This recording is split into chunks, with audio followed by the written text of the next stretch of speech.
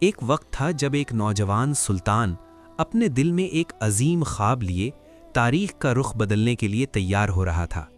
یہ تھے سلطان محمد فاتح۔ بچپن ہی سے ان کے دل میں قسطنطنیہ کو فتح کرنے کی آرزو تھی، کیونکہ نبی کریم صلی اللہ علیہ وسلم کی وہ بشارت ان کے دل میں زندہ تھی کہ قسطنطنیہ ضرور فتح ہوگا، اور وہ سپہ سالار کتنا بہترین ہوگا۔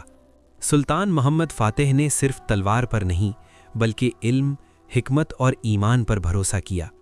انہوں نے بہترین علماء سے تعلیم حاصل کی، قرآن سے رہنمائی لی اور اپنی فوج کو نظم و ضبط اور اخلاق کا درس دیا۔ ان کا مقصد صرف فتح حاصل کرنا نہیں تھا بلکہ عدل و انصاف قائم کرنا تھا۔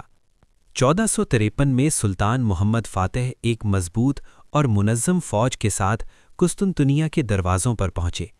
یہ شہر اپنی اونچی اور مضبوط دیواروں کی وجہ سے ناقابل تسخیر سمجھا جاتا تھا، مگر سلطان نے جدید اور طاقتور توپیں تیار کروائیں جن کی گرج نے دشمن کے دلوں میں خوف پیدا کر دیا۔ دن رات محاصرہ جاری رہا اور ہر سپاہی جانتا تھا کہ وہ تاریخ کا حصہ بننے جا رہا ہے۔ جب دشمن نے سمندر کا راستہ بند کر دیا تو سلطان محمد فاتح نے ایک ایسا فیصلہ کیا جو دنیا نے پہلے کبھی نہیں دیکھا تھا۔ اندھیری رات میں عثمانی فوج نے کشتیاں خشکی پر چلائیں اور انہیں سنہری خلیج میں اتار دیا۔